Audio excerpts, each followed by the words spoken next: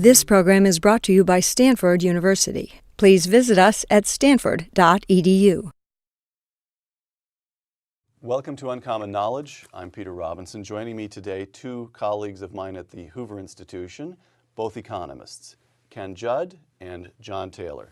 John Taylor also served for 2.5, 3 years? 4 years. 4 years, yeah. Essentially the entire first term. Right. As Undersecretary of the Treasury for International Affairs in the administration of George W. Bush. How bad is it? Definition of a recession. The economy contracts for 2 successive quarters. In other words, 6 months of negative growth. The last recession took place in 2001 when the dot-com bubble burst. This past January, Goldman Sachs, a serious institution, predicted another recession this year. Goldman cited a spike in the jobless rate, declines in home sales and manufacturing. To quote the research note Goldman issued, the recession is likely to last 2 to 3 quarters with a cumulative decline in GDP of about 0.5%, close quote. A recession this year, Ken? Right now, it's hard to say. This economy is stagnant. Now, the other point here is that the definition of recession seems to be evolving. You'd give this to your students, what I just gave you, yes, right? Okay. Yes, but the last time that the NBER who's National Bureau of Economic Research, when their panel on dating business cycles sat down and looked at the 2001 period, 2002, the data there was very murky. The classic definition of 2 quarters drop of GNP was not even, I don't think it was even satisfied. It wasn't even there. Didn't have 2 quarters. You know, so that wasn't, even in 2001, the last bump in the economy was not a classic recession. It was so mild. I mean, it was such a mild downturn. And I think what tripped him was, in this declaring a recession, is that there was a drop in jobs, unemployment. All right. Now, so this whole definition, now this was one of the first times in history, if I remember correctly, that the numbers were mixed and murky. Right. And so then this whole definition of what a recession is evolving, and we could be in a similar kind of situation where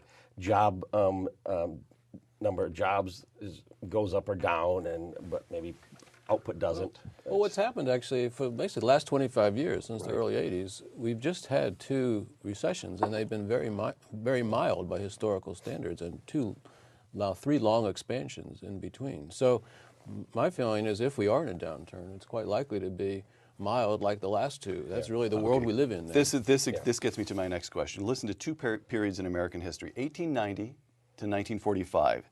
The economy suffers 3 contractions of 5%, 2 of 10, and 2 of almost 15%.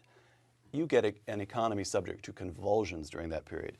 From 1983 to the present, as you just said, the economy has a long period of smooth, robust expansion interrupted by 2 very mild recessions, and now I've just heard that maybe one of those 2 recessions wasn't even a classic recession at all. So the question is, 1890 to 1945 on the one hand, 1983 to the present on the other, does that tell us that we've gotten better at government interventions? That we understand how markets work better? That we stand back and let them?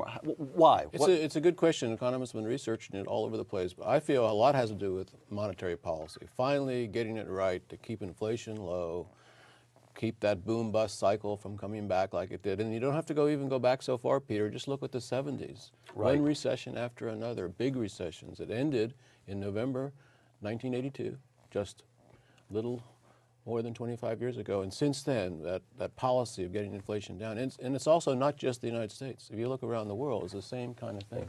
And so the critical, I'm trying to remember my history of the 70s. Arthur Burns, chairman of the Fed, there's a big inflation run up to Richard Nixon's reelection in 1972. So it's such a... No, there was a lot of money creation running up to the reelection. Excuse me. But prices and wages were under control. Were capped. Okay, excuse me. But Arthur Burns, he didn't inflate, but he printed money. Printed money, which eventually brought inflation inflation up. up. Later, so, right? And he and Milton, that caused a serious breach between him and Milton Friedman.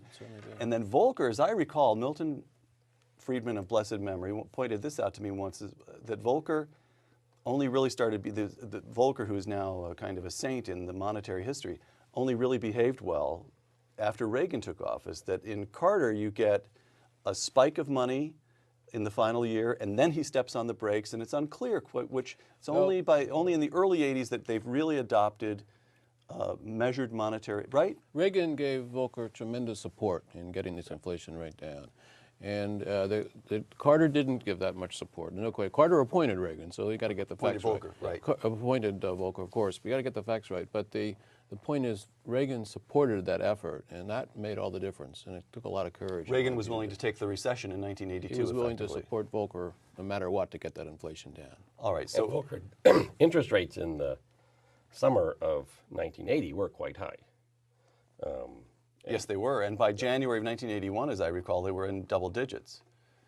There were the, anyway, you're talking to somebody who wrote speeches Volcker about did this. put the brakes on right. before Reagan. Somewhat. Right, no, right, right. But no, in terms of the strong But you'd political agree support from Reagan, that was unusual, particularly given the previous experiences with presidents. Okay, then let's go from how bad is it, and what have we learned about dealing with recessions, to how are we dealing with the current circumstances? I'll ask you about two gentlemen, Ben Bernanke, the chairman of the Fed, and George W. Bush, who needs no explanation. Let's begin, by the way, you can't turn on the car radio without hearing the phrase subprime crisis, and this is supposedly the subprime crisis that caused the stock market jitters in January. Give us a layman's explanation. What is the subprime crisis? The banks made a lot of bad loans.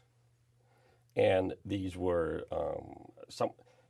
starting a few years ago, they started to issue loans with very low down payments, if not even a zero down payment. For mortgages. For mortgages, this is mortgages, yeah. And people didn't have to put down the traditional down payment, and also they got a mortgage even though they didn't have enough income to carry it for a long time, so they got in at low interest rates and then with a balloon or an adjustment later. And so now those things are coming back. They've got to be adjusted or got to make the balloon payment, and people can't.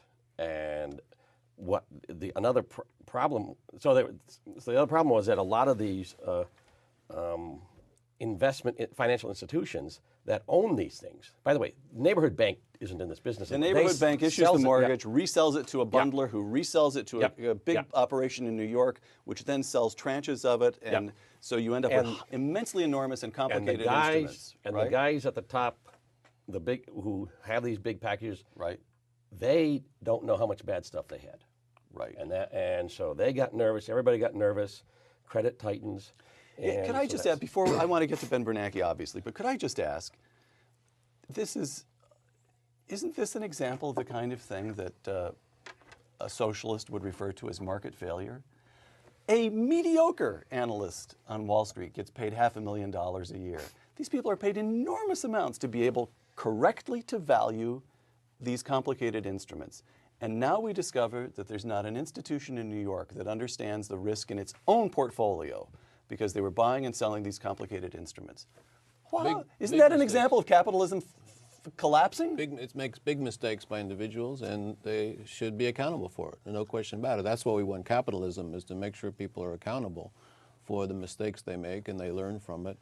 But I think from a policy perspective, you want to prevent it from spilling over to the whole economy. You don't want to bail out people who have taken risks incorrectly and should be responsible, should be accountable, the financial institutions, the individuals that undertook these risks. But at the same time, you don't want it to spread, and that's where the policy issues come into All right, so here we come to Ben Bernanke. By mid-January, stocks are tumbling around the world. On Tuesday, January 22nd, the Fed makes an emergency rate cut of 0.75%, 75 basis points. Then in its regularly scheduled meeting on January 30th, the Fed cuts the rates another 0.5%, 50 basis points. You go from 4.25% down to 3% in just over a week. Now, listen to the response to these actions of the president of the European Central Bank and the Wall Street Journal.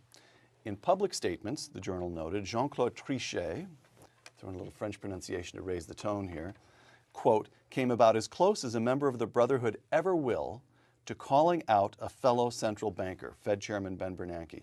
Mr. Trichet thinks the Fed is running dangerous inflation risks by cutting rates too soon in the face of Wall Street pressure, close quote. Did Ben Bernanke get spooked? I think the rates have come down too low for where we are right now in this cycle. I do. I have a way to think about this. Some people call it The Taylor rule. Yeah. And it says rates shouldn't have come down all the way to 3 at this point, as you say. Maybe 3.5 or so. And that rule basically says that interest rates should adjust according to what's happened to the economy. So if it's slowing, rates cut. But also depending on what's happening to inflation. So inflation is still there. In fact, it's picked up a little bit. So these rules, guidelines give a balance. And when you look at those together, it does look like it's a little bit more than we need right now. Now, if there is a recession and if there is a greater slowdown, then there can be additional rate cuts. But right now, it's a little too much. Well, go ahead. If liquidity is a particularly important issue right now, which the Taylor rule talked about long-term averages, but in this recession, if liquidity is a big problem, is this lower interest rate then possibly justified by that? I think liquidity is always a problem in a recession. The advantage of having a guideline is that it makes it clear how much you should adjust. And I think it's, even at 3.5, you're taking in some of those liquidity effects already. Can I ask, I've always understood the Taylor rule in the following way. However, I've understood it this way without checking with the author of the Taylor rule. Milton Friedman made the point over and over and over again that the Fed is constantly mistiming its actions, that it responds too late and pumps too much money into the economy, then it responds too late to inflation and puts on the brakes, so on. And so Milton famously said the Fed should be abolished and replaced with a computer that simply takes the growth rate and adds some small percentage and issues money at that rate. The Taylor rule I've always understood as essentially embracing Milton's insight that the subjective component in the way the Fed operates is much too large, and you really should have a simple, straightforward set of rules. The Taylor rule specifies specific variables, and everybody, the markets would understand the rules. Absolutely. Then that's correct, right? That's a big part of it, Peter. More predictability. Don't surprise the markets. People understand what central banks are doing, and it's not just the Fed, of course. It's the European Central Bank and others. Let's move from Ben Bernanke to George W. Bush. The President and Congress, as we sit here, appear to be close to a deal for a stimulus package of about $168 billion is the figure in the front pages today. That is to say, a one-time program of tax relief and cash disbursements of about 1% of GDP. Two quotations. The first, President Bush. Quote, "Passing a new growth package is our most pressing economic priority." Close quote. Nowhere in his statement did I find the word stimulus package. He uses the term growth package. Quotation number 2, the Wall Street Journal, quote, "The stimulus won't do much for the economy, but is driving a higher deficit. The price of Mr. Bush's final budget, which of course includes the stimulus package, may well be paid in far higher taxes under the new president next year." Close quote. Who are you with, George W. Bush or the Wall Street Journal? Ken? Wall Street Journal. I regard the last few weeks as politicians deciding we've got to do something to get this off the table, off the agenda, do something. There's a political demand for it. What they did, they could have done worse things. They could have done better things. For example, I would have... But this is just political kabuki. It is yeah, meaningless theater. The magnitude is going to be small. The impact on the economy. For example, these checks, nobody's going to get these checks until, what, July, I think, is what the Treasury Department says, that they're kind of busy with other things until then. And so we're not talking about anything that is Processing an our impact. tax returns, unfortunately. And it's a one-time check. So it's going to have some impact in the third quarter, maybe leaking into the fourth quarter. I haven't looked at the details. I might not get a check. If I did, I'd just stick it in the checking account and save it. I wouldn't spend it. And even all the economists agree that most people will just do that and not spend it. There's a non-trivial number of people. So you hear about the stimulus package, and it neither encourages you nor outrages you. You just shrug and yawn and go on with your life. I would like to have seen more permanent tax rate changes. In 2001, same situation, recession, what do we do? In that case, there was a multi-year tax cut. Marginal rates came down, that lowest bracket from 15 to 10, the top from 39.6 to 35. And I think that did some good. This one doesn't change marginal rates at all. It doesn't. It's just a one-time. This really is a one-time thing, and growth could increase in the third quarter a little bit, but that's Will you agree with type Ken that at least it does very little harm? What I think it does, quite frankly, is reduces, and I hate to say this, the possibility of avoiding the tax increases coming down the line, and that is the sense of the Wall Street Journal. Yeah. Right now on the books, as it stands now, we have a $150 billion tax increase coming in 2011. Right. And that's going to get bigger and bigger unless someone passes a law to change that. I think this dynamic has unfortunately made the likelihood of those tax increases greater. We have to work towards that. Now, what historically has been done sometimes in these situations is put in something, well, in the Kennedy Johnson years, it was the investment tax credit that was put in. That was initially temporary, but then ended up lasting a long time. And that's where businesses who are buying new equipment get an extra tax break. Right. And of course, Bush passed something like this called bonus depreciation. I believe it was 2002 and 3. And the logic behind that is that investment spending by firms goes down a lot in a recession, because they don't see themselves growing, and so they just don't expand their production capacities, and so they dramatically reduce their spending on equipment, and so the equipment sector shrinks. So there's excess capacity now. Give people tax incentive to buy new equipment, and that helps to avoid that drop in investment and helps to keep the economy You're saying going. that's one of the things that would have been better if they And making it permanent. Right. And that's a very good sort of bang for buck permanent tax change. So you both view this actually as a missed opportunity, at best, really, Yes. right? That's the Yes. best that can be said for it? All right. Now I want to know, I've got a couple of topics here. I want to know how economists think about topics that are very prominent in the presidential season. The first of these is free trade. Since 1970, real GDP has roughly tripled. During the same period, our trade imbalance, that is the amount by which the goods and services that we purchase from other countries exceeds the goods and services that we sell other countries, has increased by 30,000% or so. And each year our trade imbalance is now about 800 billion, 250 billion of that accounted by a trade imbalance with China alone. What do you do with those data? You shrug them off as unimportant, they give you heartburn, they're meaningless, they're critical. What do you do with that? The trade deficit's coming down. You know, I think it goes up, it goes down. It's a measure of how much Americans are saving compared to the attractiveness of America as a place to invest. It's attractive to invest. It's more than our savings. That's the trade deficit. And it is beginning to correct right now. I don't think that has anything to do with all the benefits you get from free trade, that increase in productivity, the increase in incomes. Basically, the thriving of the United States as part of the global economy comes from free trade, and the trade deficit is really not It is not an important number. It's not also, a critical. right, exactly, doesn't affect the unemployment rate has been lower during this period than in the 70s, as we talked about a few minutes ago. So, Let me quote to you Pat Buchanan, Ken. All right, quote: "The dollar is plunging and the dollar is plunging, perhaps maybe too strong a word, but that's been sinking for some months now." Because America has been living beyond her means, borrowing $2 billion a day from foreign nations. The dollar has plummeted more in Bush's term than during any comparable period of U.S. history. A sinking dollar means a poorer nation, and a superpower with a sinking currency is a contradiction in terms. Close quote. Unscramble that one. Exchange rates go up and down. When the euro first came out, it was a bit above $1, then it fell to something like 70 cents, I think, down, and then now the euro is up to $1.50 roughly. There's a lot of fluctuations in exchange rates over time. Why is a good question. It's not something that economists seem to understand very well. There's a lot of volatility in exchange rates. But now this dropping of the value of the dollar is one thing that's then helping to correct the trade deficit.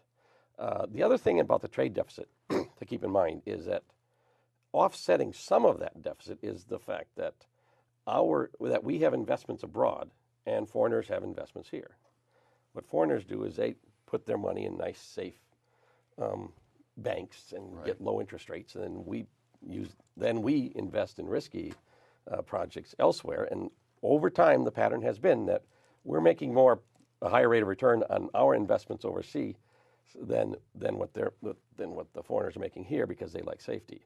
So we have this, and also a lot of the numbers, there's undercounting here because a lot of our assets that are abroad are not counted because they're still sitting abroad. John, let me give you one other statistic. During the last 7 years, the Bush presidency, household debt has almost tripled. You take total household debt and total federal debt and combine them, and you've got a kind of national indebtedness that's about 168% of GDP. We were talking a moment ago about a stimulus package of 1% of GDP. All right, so that's a lot of indebtedness. Now, there are a couple of ways to think about indebtedness, and I'd like you to tell me which one is correct as applied to the nation. One, I'm broke. I'm using my credit card, I run up a debt that I can't handle, it's going to kill me. The other is, I take a mortgage, I buy a house, I pay it off, I go into a heavy indebtedness, but with a good, rational reason, and it all works out in the end. Which of those is closer to applying to the state of the country? I think it's the latter, quite frankly, because it represents foreigners investing in the United States, and that generates rates of return that effectively can generate that growth. And actually, in terms of the dollar, I think you got to be concerned about the dollar. You know, do. The dollar is our currency. You don't want to have it depreciate all the time, and that goes back to the bad old days of inflation. So we want to keep our inflation rate low, which will generate a strong dollar over time. I think that's important. You do. So Buchanan is on to something there. On the dollar weakness is something to be concerned about. You just can't just cast it away. It's no big deal, but because it is a deal, you need to be concerned about our currency. Let's turn to the next president, who's going to have a hard choice to make. Background: George W. Bush increased spending, but cut taxes. Under the next president, spending, I don't know anybody who doesn't expect spending to increase, because as the baby boomers age, they'll claim more and more from government entitlement programs. These are programs that are already enacted, that are in law, that would be virtually impossible to reverse. And as for taxes, the Bush tax cuts, as John said, are set to expire very substantially by the end of 2010. So, what should the next president do? Go ahead and let the Bush tax cuts expire on the theory that the government needs extra revenues to cover the higher spending?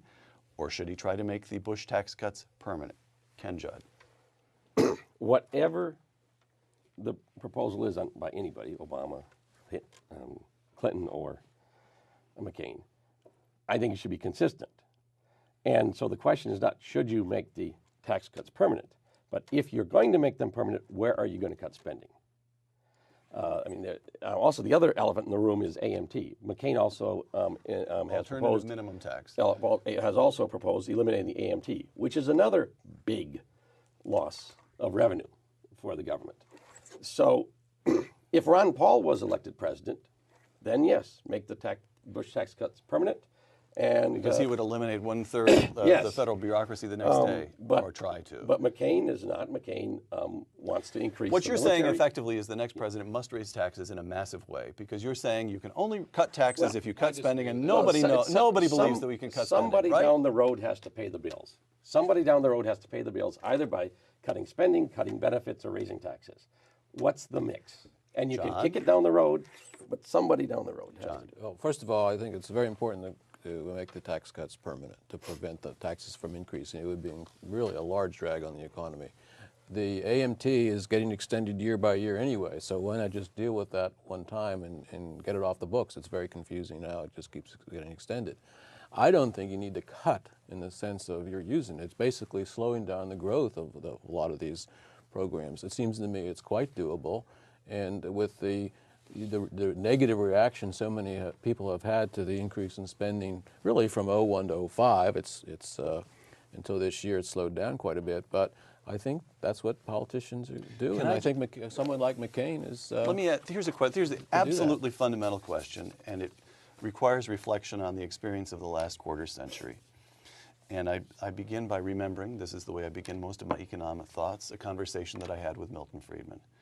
And Milton started with the position, first of all, what he wanted to do was decrease government spending. That was always the end. And he started with the position that you ought to cut taxes, but only where you can find offsetting cuts in government spending. And he ended with the position that the only way to place pressure on spending was by cutting taxes. I never heard him use the phrase, but he subscribed to the starve the beast thesis, correct? Now, that seemed to me to fit what I saw of experience in the 1980s when Reagan cut taxes And then there was this, they were worried about climbing deficits, so he clawed back some of the tax cuts in TEFRA, that huge tax. But TEFRA was coupled with a promise by Tip O'Neill and Bob Dole that for every dollar in tax increases, government spending would be cut by $3. And the best studies that I've seen suggest that government spending was cut by at most 30 cents. It didn't work. Even with Reagan, even with a deal, it just didn't. The incentives in Washington are such that it's virtually impossible to cut spending unless you can go to the voters and say, we don't have the money. But when you think about what works and what doesn't, remember we had revenues growing very strongly. And in fact, by the late 90s, there was a budget surplus. Right. We had a recession. So it worked. The Reagan program effectively worked. Basically, it worked, yeah. So you start by cutting taxes. That's the pressure point. If that's what you can do politically, I think it's important to get the spending cut too. You know, it's very it's much more difficult to work on the spending, in fact, but that's essential. I think it's kind of you do it to both, but right now a tax increase in 2011, 2012, 2013, et cetera, is what's on the books, would be very bad for the economy, and we just make sure we can't do that. So go ahead. We've got you outnumbered 2-1 now, Ken. and 1990s. This deal seemed to work. By the way, we should say, Reagan cut taxes, and Clinton left them low. He raised taxes on the top brackets a little bit. Fundamentally, he left them low. That is a bipartisan consensus effectively had been achieved. Furthermore, Reagan reduced spending as a proportion of gross domestic product, and Clinton reduced it even further. You have a bipartisan achievement, which alas in the current circumstances has slipped some. Spending has gone up a little bit as a proportion of GDP. But it worked. It did work. You cut the taxes. But then it fell apart in 2001. We had a $3 trillion increase in gross federal debt. We're up to about $9 trillion. Because remember, there was this recession, and recession which was very mild. I don't think the recession can... It was mild, but you always have... I don't think that recession can justify a $3 trillion increase in our national debt today. It's a good fraction of it, actually. But there was an increase in discretionary spending. And that's the problem, no question about that. Now, the Republicans sidled up to the trough and it behaved like porkers. Is that roughly what happened? Yes. All right, gentlemen, our fast answer round. Give me one word if you can. One word now. Try hard. The number of illegal immigrants now in the country is about 12 million. 3 years from now, that is, after the next president has had time to enact his program and the program has had some time to begin taking effect, will the number of illegal immigrants in the United States be higher, lower, or about the same? Ken Judd. Same. Lower. Lower. Our trade imbalance is now about $800 billion a year. 3 years from now, higher, lower, about the same? Maybe a little lower. Lower. Lower, largely because of the dollar adjustment? More than just a little, yeah. More than just a little. Federal spending is now about 20% of GDP 3 years from now. Higher, lower, about the same? Higher. Really? John? Hoping for lower. Hoping for lower. He did ask for the hopes. Wait a minute. Hold on. Before we go any further, let's get this. Which president did the most to stimulate growth in the economy of the United States? Ronald Reagan, Bill Clinton, or George W. Bush? John Kennedy's record was also very good. I'm not going back that far. Well, we could begin with George Washington. All right, for your sake, we toss in John Kennedy, who cut taxes. The Kennedy tax cuts and the Reagan tax cuts were both major. Did you hear me ask him for a one-word answer? Did you hear me? I did. That's okay. So Kennedy, Reagan, Clinton, or George W. Who? Reagan. All right. Yeah, Reagan. That's easy for both of you. Yeah, because he just changed the situation so dramatically at the time, and you could say Bush continued, et cetera, but Reagan. Which candidate would do the most to stimulate growth in the years to come? Barack Obama, Hillary Clinton, or John McCain? I have no idea. How can you say such a thing? Aren't you supporting Barack Obama? You were limning the beauties of the man to me the other day. I thought, no? On other grounds. You, a professional economist, do not bring your expertise to bear on this man and evaluating him? Yes, but predicting what he does versus what Clinton would do or Bush, it's too much noise. Nobody would have predicted George Bush. So Bill Clinton was right. Voting for Barack Obama would be a roll of the dice. Ken Judd confirms this? Voting anybody anytime is a roll of the dice. Which candidate, John? McCain. All right. We should make clear that John is advising John McCain. So that answer is not a total surprise. Federal tax receipts now about 18.5% of GDP. 3 years from now, higher, lower, about the same? I bet it's going to go up A lot. modestly. I think it'll be higher, You do. even with the tax cuts we're talking about. Oh, really? Oh, well, I'm hoping you can find a way to lift the end of the Remember- show here. So try to find it. Sure. 3 months from now, will the United States be in a recession or not? Minor, if at all. Minor, if at all. All right. The Fed funds rate is now at 3%, the Dow Jones Industrial Average at about 12,500. At the end of the year, give me a whole number for the Fed funds rate and the nearest 1,000 for the Dow Jones. Ken? 4% for the Fed funds and 12,500 for Dow Jones. John? You know, I'm not going to forecast either of those right now. You're not going to? I have the Taylor rule on the line with respect to the federal funds rate. People can look it up and see what it is. Remember, it's 1.5 times the inflation rate plus 0.5 times the GDP utilization plus 1. You know, you are the only person on this show who during the short answer segment has ever referred anyone to a program they can run on the internet.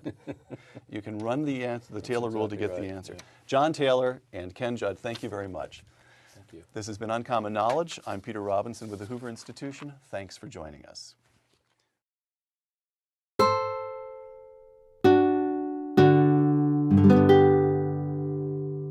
The preceding program is copyrighted by Stanford University. Please visit us at stanford.edu.